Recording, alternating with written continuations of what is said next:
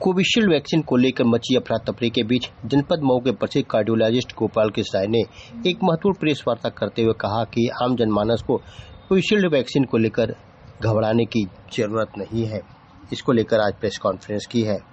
पोले के एक केस दर्ज हुआ था ब्रिटेन में, मुझे लगता है, तो वहाँ पे किसी पेशेंट को कोविशील्ड लगा था और उसको परमानेंट ब्रेन डैमेज हुआ था। इसके लिए उन्होंने केस किया था। तो बाद में अभी जो न्यूज आई है उसमें एस्ट्राजेनेका कंपनी जो कोविशील्ड बनाती है, उन्होंने एक्सेप्ट किया है कि जो थ्रोम्बोसिस या जो क्लॉट बनने वाली जो दिक्कत है वैक्सीन से वो हो सकती है। ठीक है, हमारे पास बहुत सारे केस रिपोर्ट और केस सीरीज ऑनलाइन अवेलेबल हैं जो विभिन्न ब्रिटेन में, नीदरलैंड, ऑस्ट्रेलिया, डिफरेंट कंट्री में हुए हैं। उसमें ये देखा गया है कि कोविशील्ड से थक्का बनने का जो रिस्क होता है वो बढ़ा है, लेकिन वो जो रिस्क बढ़ा है वो सारी वैक्सीन से है। कोविशील्ड से है, फाइजर के वैक्सीन से भी है, ठीक है, जो जॉनसन का वैक्सीन है उससे भी है, कोवैक्सीन से भी है।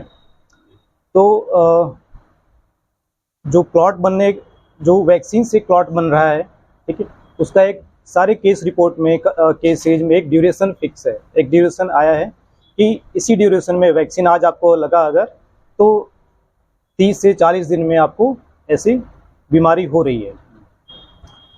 तो उसमें ब्रेन में थक्का जमने का, ठीक है, हार्ट की आर्टरी में थक्का जमने का, पेट की नसों में थक्का जमने का, या पैर की जो बड़ी नसें होती हैं उसमें थक्का जमने का रिस्क हुआ है। ये सारी वैक्सीन से देखा गया है। किस वैक्सीन से ज़्यादा है और किस वैक्सीन से कम है वो उसमें एस्ट्राजेनेका से ज़्यादा है। अभी आपके पास पेशेंट आ रहा है इसको लेके किसी के पास ये नहीं है कि मुझे वैक्सीन लगा है इसलिए मुझे ऐसा हो रहा है। आजकल ओपीडी में जब से ये केस रिपोर्ट आया है तब से 2-3 पेशेंट, कल भी आए थे, आज भी 1-2 आए हैं, बोलते हैं सर मुझे वैक्सीन लगा है, मुझे यहाँ पे दर्द हो रहा है, क्या वैक्सीन से हो सकता है क्या? तो पहली चीज़ दिमाग में रखने की है कि वैक्सीन से जो भी क्लॉट फॉर्मेशन के केसेज हुए हैं वो एक विंडो पीरियड में हुए हैं, मैक्सिमम 40-45 दिन में हुए हैं। वो समय निकल गया, वो समय निकल गया है। तो ये आपको दिमाग में रखने की ज़रूरत नहीं है कि वैक्सीन लगा इसलिए मुझे हार्ट अटैक हो रहा है, ठीक है, या चेस्ट पेन हो रहा है, तो वो टाइम निकल गया।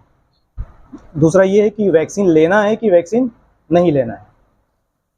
कोविड इन्फेक्शन के बाद जितने भी सीरियस केसेस हुए हैं, जो मोर्टेलिटी हुई है, उसमें जो मेन कारण है चेस्ट इन्फेक्शन और रेस्पिरेटरी डिस्ट्रेस, और एक बड़ा मेन जो कारण है उसका पल्मोनरी एम्बोलिज्म बोलते हैं उसको, मतलब जो फेफड़े को नसें ले जाती हैं उसमें धक्का जमना, वो कोविड इन्फेक्शन के कारण होता है, जिसका अगर हम परसेंटेज में देखें तो 1, 2 या 3% के आसपास डिफरेंट केस स्टडी में ऐसा आया है। तो अगर वैक्सीन आप नहीं लगवाते हैं वो ज़्यादा रिस्की है कि आप वैक्सीन लगवा लें, जो कई गुना खतरा है। कोविड वायरस से हमें थक्का जमने का रिस्क कई गुना है, ठीक है, एज़ कम्पेयर टू अगर हम वैक्सीन लगाते हैं तो वैक्सीन से जो भी इस समय भ्रांतियाँ फैली हुई हैं उसको दिमाग से निकाल देना चाहिए, ठीक है।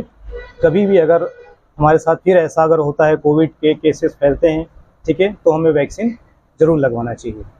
डॉक्टर साहब, नए युवाओं में और कई सारे लोगों में सांस को लेकर काफी समस्या आ रही है। लोग हार्ट अटैक समझ रहे हैं। इस भ्रांति कहें या रियल में वो हार्ट अटैक है? हाँ, तो सेकंड डोज के बाद, बूस्टर के बाद देखिए, हाँ, सांस के प्रॉब्लम में हो सकता है उनको कोविड भी पहले हुआ हो, ये भी हो सकता है कि कोविड एक्सपोजर के कारण उनको सांस में दिक्कत आ रही है। दूसरा चीज़, जो सांस फूलने की बात है वो हार्ट की वजह से या फिर चेस्ट इन्फेक्शन की वजह से हो सकता है। और जहाँ तक आप बूस्टर डोज और सेकेंड डोज की बात कर रहे हैं, एस्ट्राजेनेका से जो भी थ्रम्बस बनने के केसेज आए हैं, क्लॉट बनने के केसेज आए हैं, वो फर्स्ट डोज के एक्सपोजर के बाद ज़्यादा हैं, सेकेंड के बाद वो कम हो गए हैं अगर हम परसेंटेज में देखा जाए तो। जैसे एक केस सीरीज में ये है कि अगर फर्स्ट डोज आपका लग रहा है तो उसमें 18% चांस है, 18 to 90% चांस है कि आपको थक्का बन सकता है, ठीक है। लेकिन अगर उसको सेकेंड डोज अगर लग गया है तो वो चांसेस, सॉरी परसेंटेज नहीं, पर मिलियन, ठीक है, 18% पर मिलियन रिस्क है आपको थक्का जमने का। लेकिन अगर सेकेंड डोज लग गया है तो उसमें केस और रिस्क और कम हो जाता है, अप्रॉक्सीमेटली 8 के साथ। एक ये पॉइंट है कि कोविशील्ड शुरू में कोविशील्ड बहुत ही लार्ज स्केल पे लगा था, तो मैक्सिमम लोगों को कोविशील्ड ही लगा है। अगर उतने लोगों को कोवैक्सीन हो सकता है ना लगा हो, तो जब ज़्यादा वैक्सीनेशन कोविशील्ड के हुए हैं तो मैक्सिमम रिस्क कोविशील्ड के साथ ही रिपोर्ट होंगे।